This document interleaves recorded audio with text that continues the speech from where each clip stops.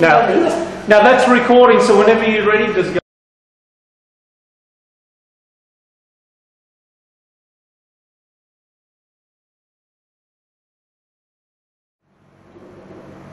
Good folks at home, sitting at the computer, we're back again. You might remember, in around about November last year, we shot a program here at the Heidelberg United Soccer Club, or Lexian, you know the drill.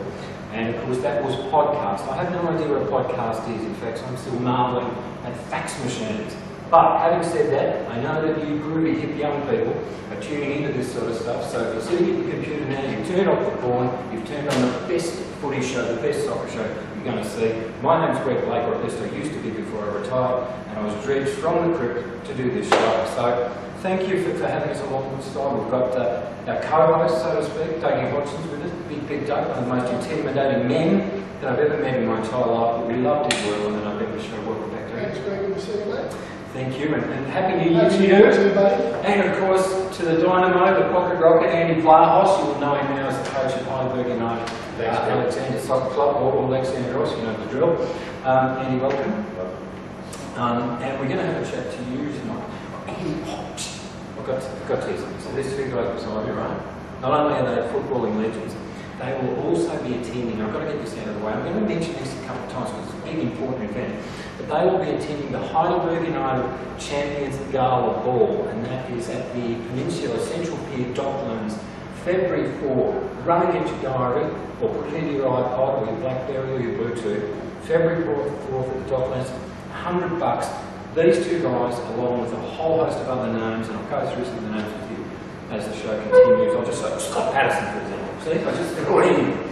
We'll be attending on the night as well. It's going to be a fabulous celebration of all things Alexander. All right, be loud and proud, I think somebody said.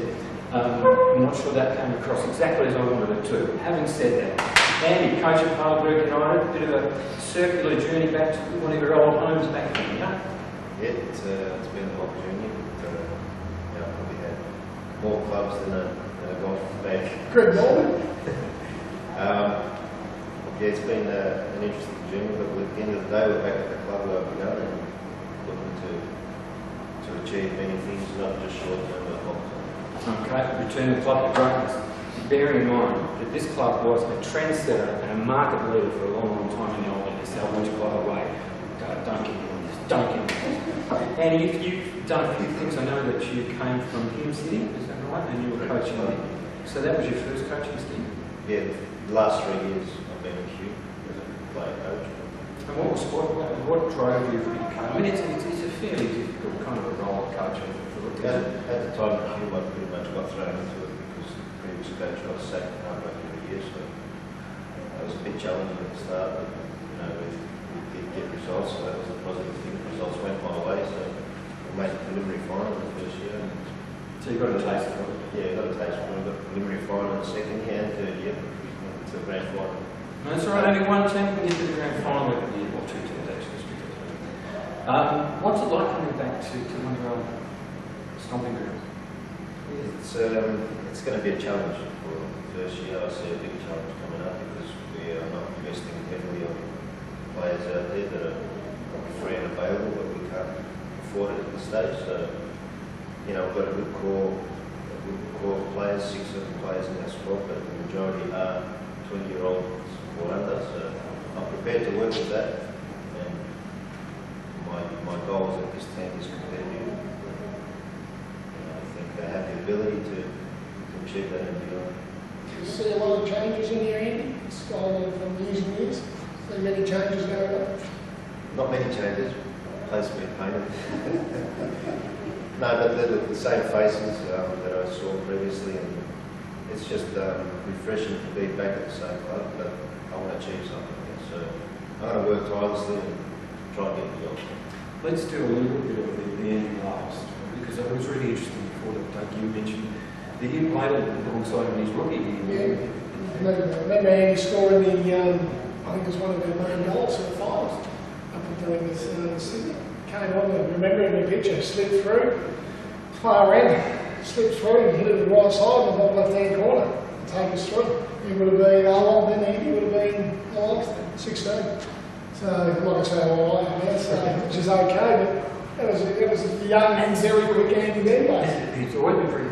The funny thing about Andy Vlahos is I think everybody that's watched him play will always have a goal in mind that they remember him for. I know you mentioned it to you, but I still think my favourite goal of all time was for Carlton in the old NSL where he kind of did this spot off through the air. Do you remember?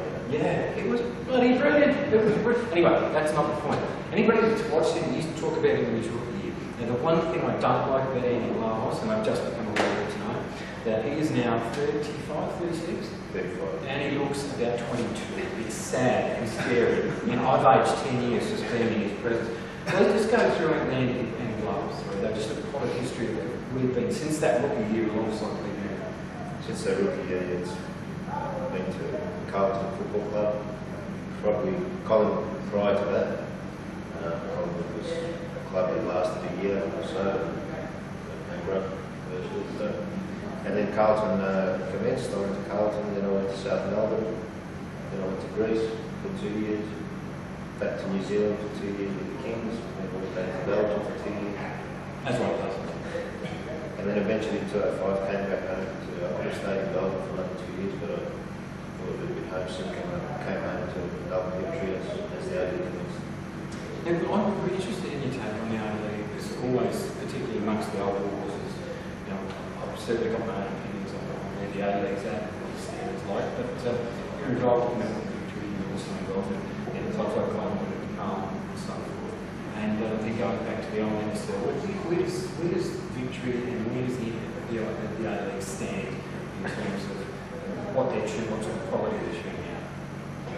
The A-League at present, I think, has gone back from the first 2 years in terms of standard. I think at the start it was, second and third years were probably the most progressive, but now it's come down a few levels. And I don't know whether there are more youngsters, which is good, coming through, but the level has sort of gradually stayed the same. Okay. No, fair enough. Good political answer, man. Well done. Any would you say over your career, Andy, has been probably, I suppose, the most influential person who supported you through? Obviously, with all your family, coaches, captains, as we call it. Who would be the one that's had an impact? I think one is one of the coach himself as well. Who at that same time was Sekulari. Was a big admirer of producing young players. And I think we were fortunate at the time, these young players, because the team wasn't going too well. So he had no option but to breed a few young players at the time. So, you know, I remember one occasion when we were last in the ladder playing Sydney Olympic and Dougie Hodgson at 1,000 metres. Punch on before the game, a few kicks. But I'm sure you can share a drink with him now and talk about it. But Still see it, I've seen it a few times actually. That was a handbag for 4 places. We're playing basketball, or netball as we called it. I took Theo down a little bit too far. He's like, give me his credit, he had a crack. And unfortunately got a crack back. And actually, it was perfectly timed segue. There, Salamis, Bobby Despotowski, Donnie McLeod, sorry, just Andy Bezikas, one of the legends of this club, the number 11, Gary Bratton, Jack Riley, I could go on and on, and I probably will. Don't forget, February 4th, mark it down on your BlackBerry. What the hell is a BlackBerry anyway? Isn't that something you eat off a bush? Don't ever get me started with modern technology. Heidelberg United champions, Gala Ball, all Alexandros, there'll be a lot of that after a couple of drinks on that night. You've had a rich array of experiences, Andy, all in Belgium and all this sort of. When you sit back and reflect on your playing career, what are some of the defining moments, some of the things you look back on and you remember them immediately and go, God, that was great, I was so happy I did that, or what a wonderful day, what a great goal. You know, what sort of experiences do you draw on to give yourself that? the main one was playing against Germany in the Under-20 World Cup. I hit the crossbar twice in one game. We didn't get through to the next phase. The other one was playing in Belgium. I really had a successful time. Personally, I played literally 90% of the games. As soon as I got to Belgium, I didn't play many games for the first 2 months. I was told to lose a bit of weight. Ouch. So I had to go on a program, and then once I did finish that program and get back into the starting 11, I played consecutively for 2 years. So Did you make friends over there? No? yeah, Who you keep in contact with? not really.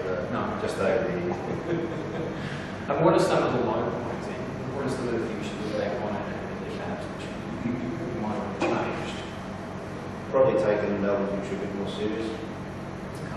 At the time I went there, I probably had a bit of an ego from coming from Europe. I didn't take it too seriously. I had an injury on my heel, which I came back too quickly. I was rushed too early, and that played on my mind a lot, rather than sitting it out a bit longer. That's the game of most of the problem. So. Now I know that you got to leave us very shortly, so what I would like to do very much, given that I've got a bit of the old and makes me endorse blood in me, I did quite like the club as a kid, is wish you all the best in your request to return this club to greatness. It's a big task. It is, it's a huge task, but we're working through it. We're going to have a good, young, successful team. I hope we can just watch near about the finals. I've got big ambitions to win the championship, but the next couple of years I want to be here and try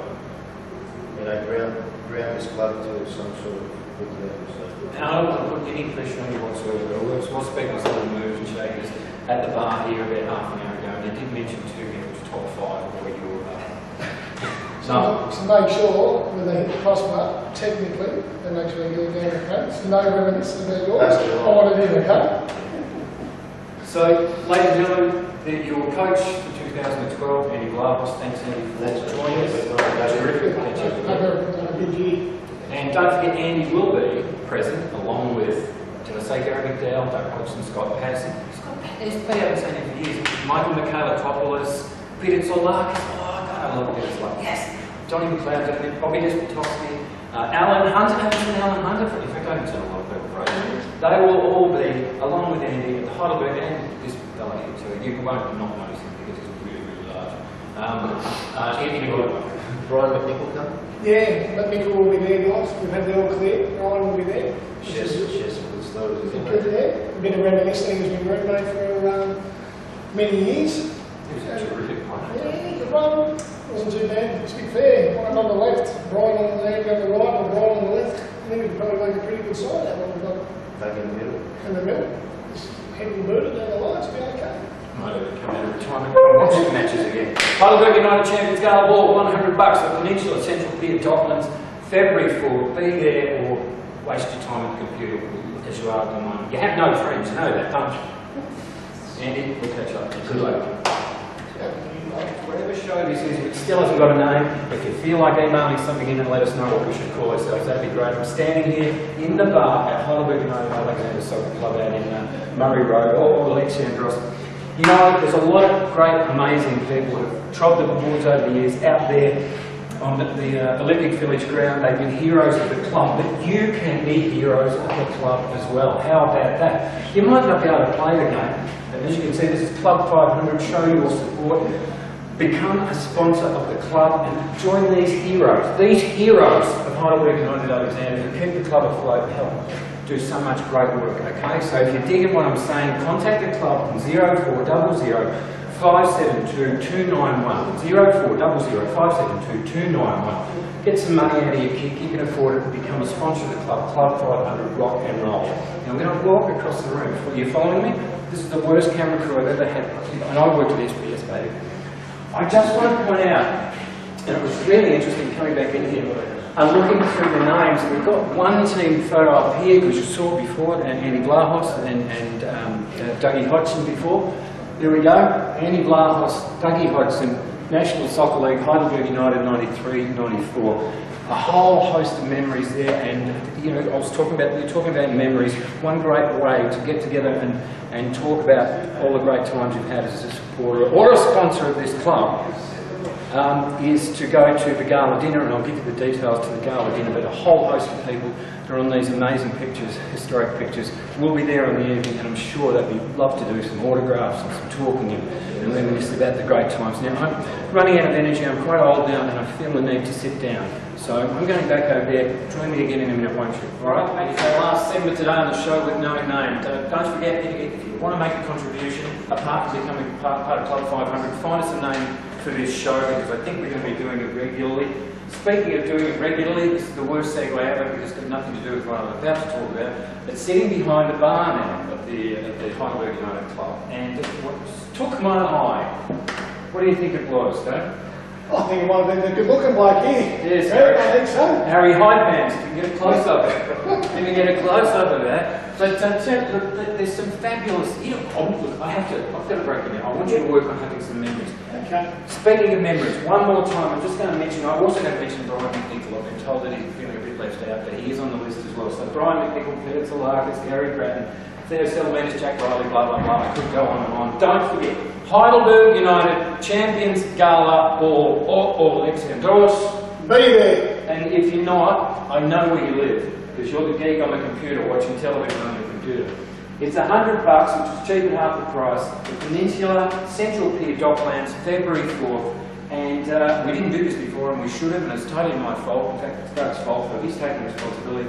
0408. Okay, I'm doing it in the order in which the numbers are that you have to dial. So I hope you're jotting this down alongside February 4th. 317148. 0408 317148 for one of the best nights you'll ever have if you've got even a modest amount of Heidelberg United blood running through your veins. Now let's back to Harry Hypants.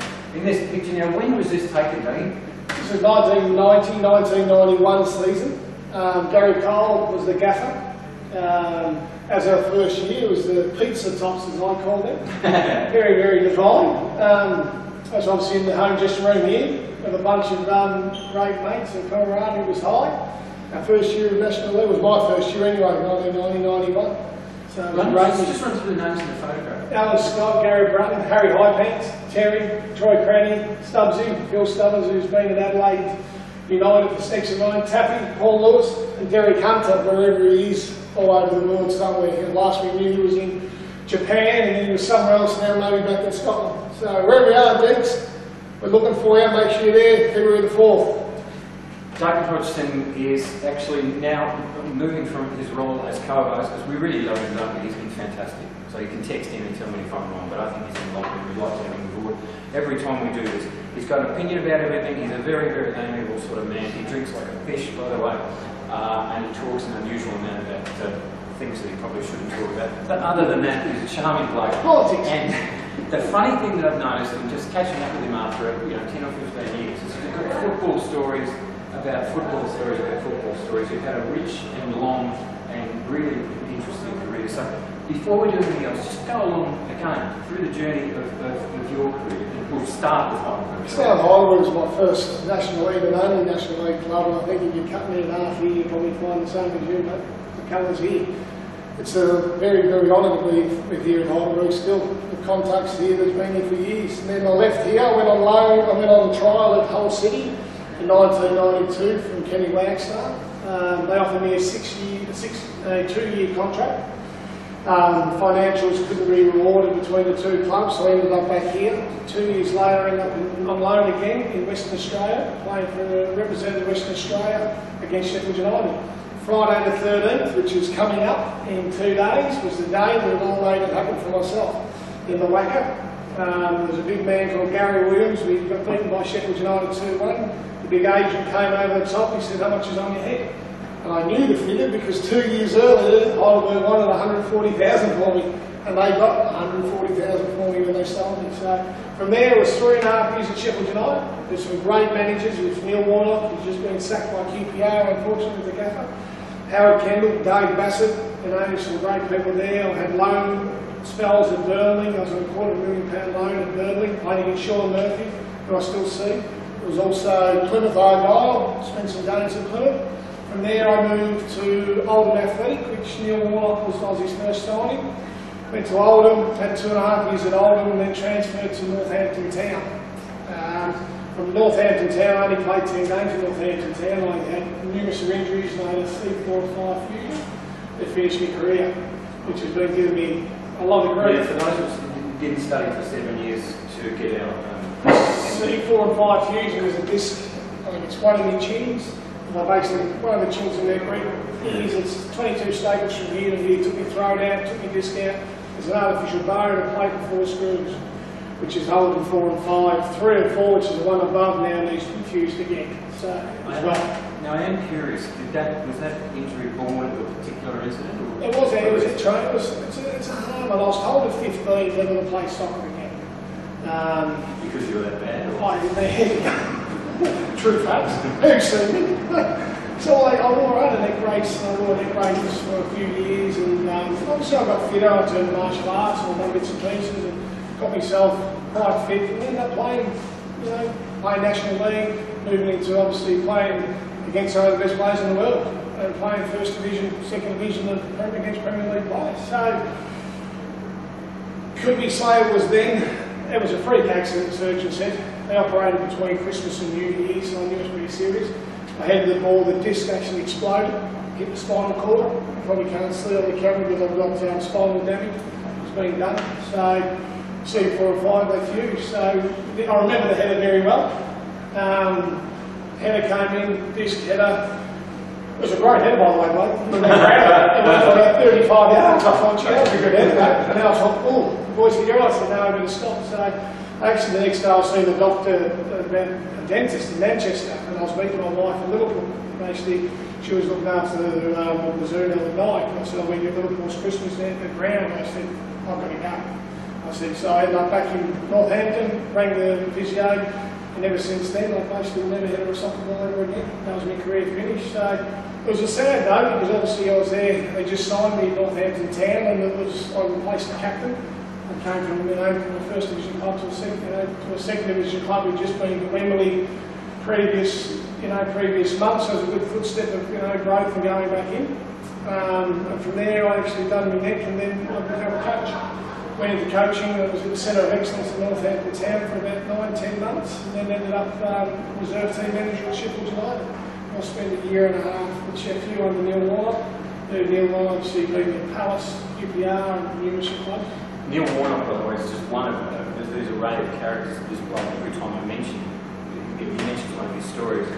I'll speak. He said, "Oh, don't worry, I'll get him on the phone. I think he's got speed dial with just about everybody he's ever met." So he's very well connected. And he was, Neil was great. I still speak to him as you know now. I can speak to him after the show with you about. And it was good. It was an adventure. And I came home, and obviously back into Australia back in 2003, 2002, going to coach in the Premier League. Numerous around the clubs for X amount of reasons. For me, it's a job. And from there, I ended up in Auburn, Wodonga, having a cattle farm with 40 head of cattle, trying me luck. Bodies took its toll. The bodies took some punishment. I had injections every 6 to 7 months. Okay, I'm going to draw you on it. There's one thing about your career, and I say that with all due respect, you were an intimidating player, and you did play the game hard, and you pushed it. Is there some sort of delicious sort of irony about the fact that injury did in your career, and you're still paying for perhaps the way you played, 10, 15 years to the track? It's funny, because people ask me now, they say, what things would you change? The beauty of me leaving, when I left Australia, but no dues, I was raw.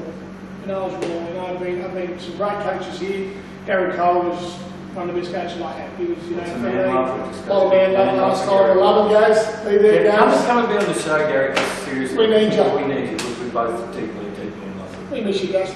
So we basically, Gaz was brilliant, and the body, I would change it. The sad thing is, I went to England and actually learned to train. Dougie Hodgson, they used to get stuck in and actually started bringing the ball down and playing a bit of football, which is, would have been nice to come back and I suppose show people and see how I did and what I did. Did you get some shorts? I got a little bit here. I don't think they'll fit me left by now. And in fact, for the next show, don't hold me this. I know I've got the shirt in the suitcase. Oh, that'll be good. Now the shorts, if I've got them, I'll put them on my lefty. The challenge. Oh, of course, the challenge. Retro look for the next show. That's fantastic. Because we're limited on time, and you will be joining us, I want to give you the same questions that we gave to Andy, because that's fascinating. They're just all the characters. Best gaffer? It was, to be fair, it's funny, inspirational. Dave Bassett taught me a lot. Neil Warnock, magnificent. But Howard Kendall, he was the youngest ever player to play in the FA Cup at 17 years old for Everton. He made me, what he did, he came in and he actually had 22 players on the transfer list when he came in to clear out Sheffield United. 21 of them got sold. He threw me in the deep end against Aston Villa in the 4th round of the FA Cup. I came on the previous game against Arsenal at Highbury. Cole Gilder is a name from the past. Cole Gilder got a knock on the door. Cole Gilder said the big bloke in Highbridge, came out, he's got a hat on, the beard and everything else, and he said, someone here to see Mr. Hodgson? I thought, who's here to see me? I'm 12,000 miles from home. There was Carl Gilder in Highbridge. So, but what he did at training, he made us play. He played a structure that was different. In a reserve game or any games that were friendlies, we had to play out from the back. It wasn't allowed to be kicked. So any centre halves that couldn't play, you got found out pretty quick. So you learn the structure, you learn different pieces, and your feet. I had 2 decent feet, and you brought the best out. So between the 3 of them, Ian Atkins in Northampton, Andy Ritchie played at Man United, he was there in Oldham as well as a gaffer. And Neil Warlock, I think, Neil and I still keep in touch. Dave Bassett, without names on the plate, I'm allowed to. 2 years ago, we've got him on the phone, did he? 2 years ago, which was an honour for me, because Dave Bassett was in Melbourne, and he found me, which was great. So we had lunch and we catched up and he came to our place. It was good. So I think as a story and a road, they've all had influences on my career. Yeah. You know, could I pick a great one out? It'd be hard because they've all had different inputs to make the Dougie Hodgson as a whole. Okay, it is a bit like that, I suppose, but I'm going to put you on the spot again. I'd love to know, given the rich eclectic sort of experiences you've had, what are the 2 or 3 that stand out in mind? You replaying back, as I was saying before, you replaying back, God, with first capacity and a sense of distance, you look back and say, God, that was one of the best times in my entire life. I think Highbury. These are goosebumps. Coming on the Highbury. What about it? 45,000 people, Highbury, 0-0. FA Cup, 3rd round. Burkamp, Tony Adams, Dave Seaman. Who else was there? Merson. Some of the Guy Bald, the other England. These are all the England internationals playing.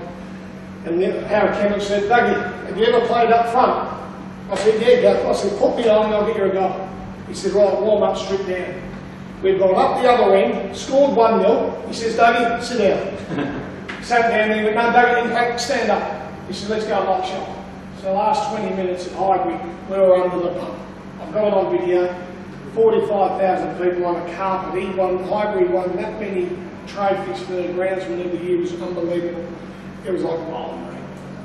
Playing in front of that amount of people and enjoying the amount of people, you can look back, it was brilliant. Aston Villa was the following game, was a make or break. I was playing with Norwegian internationals against, it was Gordon Cowes played for Bar.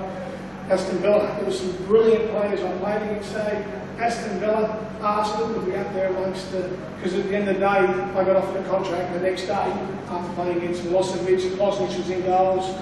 There was Southgate, there was Eddie on was playing, there was Dwight York was up front with Milosevic. So played against some of the great players. This is a gorgeous moment. You probably can't see it on camera. His little eyes are lighting up. He's like a little kid in a Christmas story. There's goosebumps up there. It was good. So for me, it was my dad was on the other end of the phone, and the other big one would have been, which rest his soul, which was Gary Ablett that passed away. Friend of ours there. I played against him. I played with him, I should say, at Sheffield United. He was only 46 and he died of cancer. And we played against Birmingham. At Birmingham, and we won the game 1-0, and in the papers, it's Gary Ablett said, he said, man of the match, Gary Ablett. And he came on to the paper and he said, my man of the match was Dougie Hodgson. And that's where the ball started. That day was my dad's first game. My dad passed away 3 months ago, so it was very long, strong memories in my mind. It was the first game my father ever came and said he played professional in the UK. After the game, which I didn't know, which is a funny story, is they've actually turned around and the old man had already rang Howard Kendall 3 weeks before me knowing. He said, is there any chance I can get on the team bus? He put his time to play against South Melbourne. He put on the way. Anyway, after the game, Howard Kendall said, Dougie, so what? I said, where's your dad? I said, Gaffer, here's my dad, John Hodgson's dad. He says, right, we're leaving at 5. Come on the bus. So there was my father on the back of the bus. We beat Birmingham 1-0. Drinking scorpions, baked beans on toast and lasagna on the bus, watching the football on the way home. So probably one of the highlights of my career is that involved my father and everything. Yep. And this is the reason, good folks at home, that we wanted Doug to maintain presence on the show, because he's got a treasure trove of stories and anecdotal stuff and a whole shitload of phone numbers as well. So, I haven't got any black books though. My girls are lost. Now, speaking of name dropping, I've got to do some name dropping again before we tie out for the evening. And Dougie, thanks for some beautiful work tonight. I really appreciate it. We'll be back. The 4th of Feb. 4th of Feb. I'm going to say that because we're going to do some name dropping right now. You hear the stories from Doug. You want to reminisce with some of the great players from this great proud club. And my jolly word is, or Alexandros, baby. All right, live with it. I don't quite get the inflection, but I know what I'm talking about. Well, let's do it together. Let's do it. Terry Hennessy. Terry Hennessy is going to be. He's going to be there. I spoke to him. He's texted me. He can't use the Texans either, so he got someone else to text him from work. He said, "How are you getting there?" I said, "Bud." He said, "I'll come with you." So is mocking old people something you've just come up with? Because you're not travelling too well yourself, son. Charlie Yankos will be here. This bloke will be here. Who else can you think of? Gary McDowell. Gary Yeah, McDowell. Stubbins, Phil Stubbins, Brian McNichol, the paraffin, he'll be here. Scotty Patterson, Theo Salamines, look forward to having a view with Theo again. We've seen each other across the travels with the private schools, we see each other, which is great. Jeff Olber, of course, who's got an end named after him here at the Olympics Village. And Man Love, what about me mate? Gary Cole. Is he going to be here? I don't know, but I'm going to make sure, talking to phone numbers, I'm on the phone. Get on I'm the tracking phone. that tomorrow. That's the man. I had a crush on him, Gary. I did too, if you know. Did you I not? had a side the autograph. I used the blonde monster. I got his autograph when I was 15, 13. All right, just make sure you remember this. Heidelberg United Champions. I know we're flogging a lot, but it's a once-in-a-lifetime event. It's going to be a really, really special night. You can discuss David Hodge's trouser issues if you wish, because that's going to remain tattooed in my memory for some time. Which is scary. It is very scary. Heidelberg United Champions Gala Ball. It'll set you back $100 cheaper, 5 times the price. I'm sorry I touched your leg. It'll never happen again, ever. At the Peninsula Central Pier at the Docklands. It's on the 4th of February, and the telephone number we're after, Dougie? 0408 317 148. Make sure you're there, guys, and night to remember. It's going to be, it really will be special, and hopefully we'll be back with another program in another week or two. I'll let you know about that. Depends. I mean, we're an outstanding rate of success on the Twitter or the YouTube or the BlackBerry gluten, whatever the hell language. Well, don't mock me. So Dougie and I will be back in a couple of weeks. We look forward to seeing you on February 4th. It's going to be an awesome night. Thanks for allowing us to go down memory lane, and don't forget all Alexandros. That's what it's all about, baby. Good night. See you February the 4th.